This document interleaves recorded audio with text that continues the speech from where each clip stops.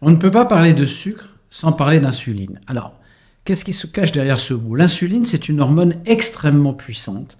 Pour moi, c'est la reine de toutes les hormones. C'est une hormone qui est sécrétée par le pancréas et elle a deux missions. La première, quand vous avalez du sucre, le sucre va dans l'estomac, puis il va dans l'intestin. Et là, il est absorbé, il passe dans le sang. Mais le problème, c'est qu'il ne peut pas passer du sang aux cellules. Et il est censé, ce sucre, aller nourrir les cellules.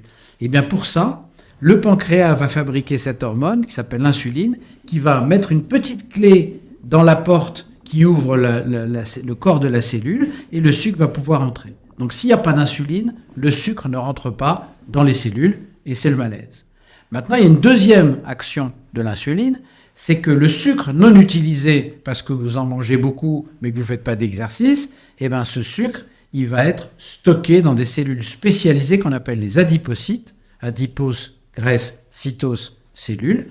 Et donc, lorsque on consomme beaucoup de sucre et que donc de l'insuline est sécrétée en grand nombre, eh bien, on va avoir tendance à grossir, puisque le sucre qui n'a pas été brûlé va être stocké dans les adipocytes. Donc, rappelez-vous, l'insuline, hormone indispensable à la vie, qui fait rentrer le sucre dans les cellules et qui stocke les sucres imbrûlés non utilisés dans les cellules spécialisées, dans les graisses.